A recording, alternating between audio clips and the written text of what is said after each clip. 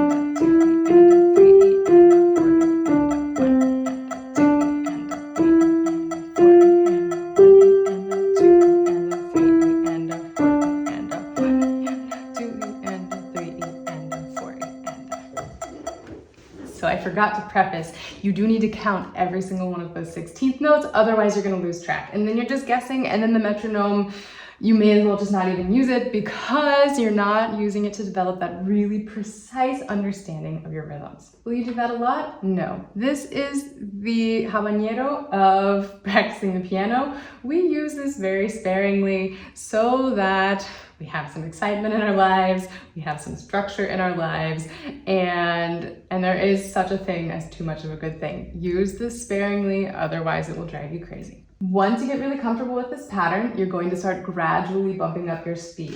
You're going to have to play this by ear a little bit. You're going to have to test things out and see how it goes. You can try going to 65. If 65 feels too fast, just bump it up until 62 or 63. That's also fine. If 65 feels too slow, then try 70. But really make sure that you're staying very precise throughout the entire process.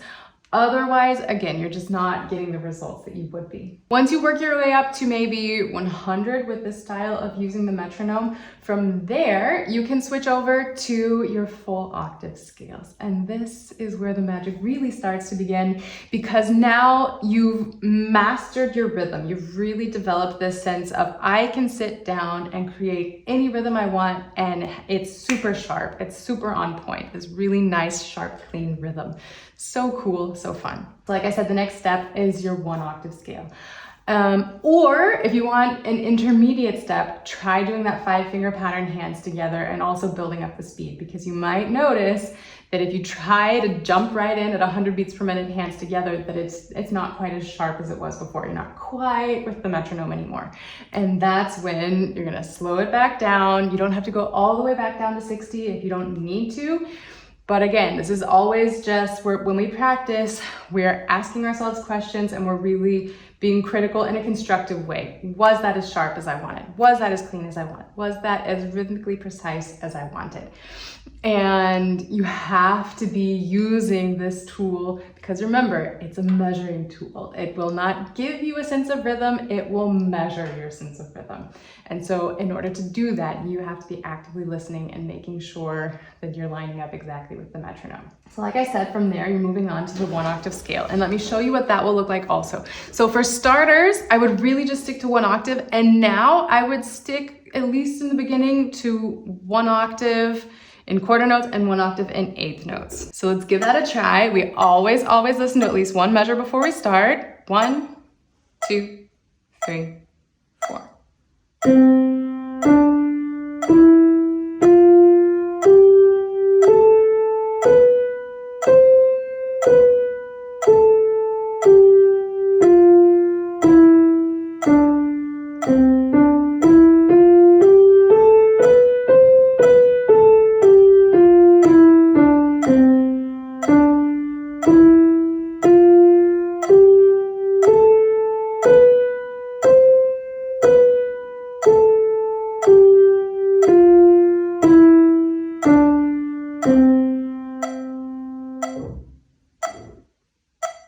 I did add an extra step. I added in slowing back down to the quarter note at the end. Again, I think that's a very useful process. Now let's try it with the left hand and let's try to mix in some 16th notes as well. 1, 2, 3, 4.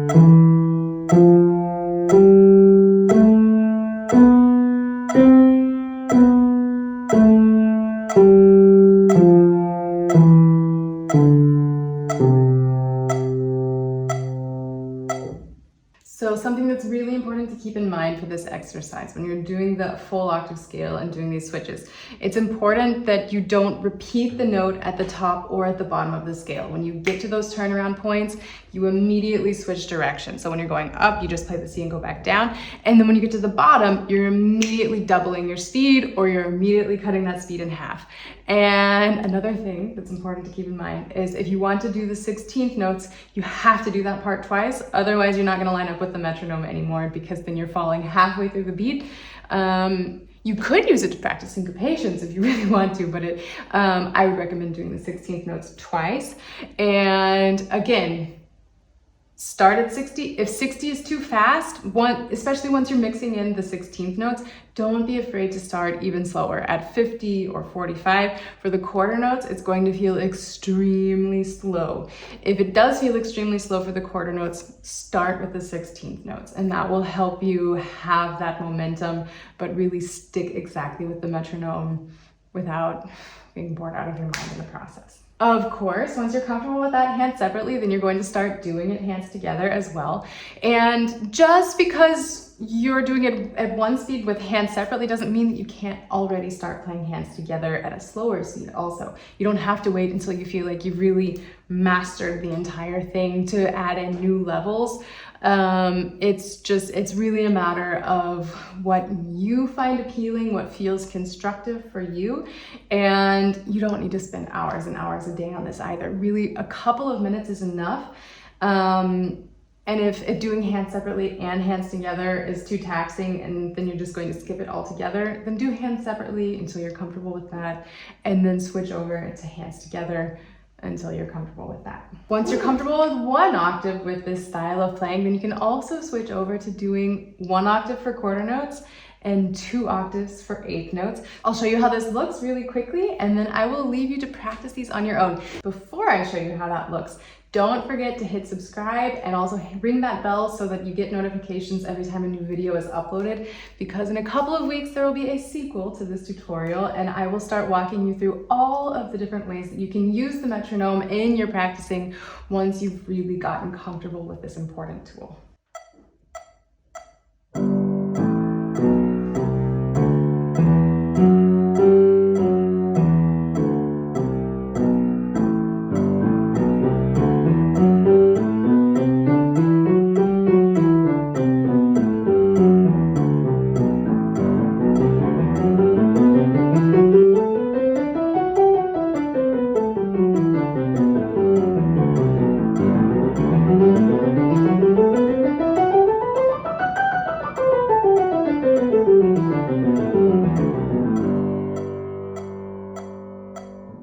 If you've made it all the way here, then I absolutely want to share with you a few of the important reasons if you want to be practicing with metronome. You're already sold on it, and I just want to give you sort of a teaser for what's ahead and what you're going to be able to accomplish with this important tool. So the metronome helps us measure and sharpen and improve our sense of rhythm and the accuracy of our ability to play rhythmically. Because if you've been around here for very long, you know that I'm a very big advocate for the idea that everyone has a sense of rhythm. It's just a matter of harnessing and controlling that sense of rhythm and learning how to master it and use it in the ways that you want and need to in your music. In addition to sharpening your sense of rhythm, the metronome is going to help you practice more effectively. There are a lot of different ways that we can use the metronome when we're practicing to approach different skills, and I'm going to walk you through those next time step by step. Practicing with metronome can also sort of take off this mental load of focusing on the rhythm while you're working on other elements. So if you really want to be listening for clarity and you want to make sure that you're not sagging with your rhythm while you're developing that clarity, the metronome is really good in that sense also. And my favorite way to use the metronome is to just inch by inch speed up really tricky technical passages in my music.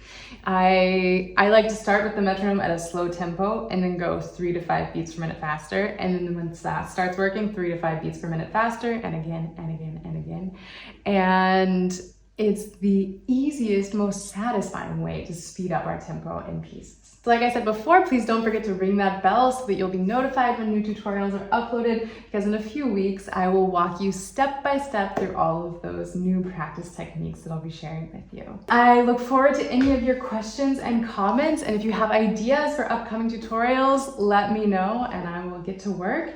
And as always, happy practicing.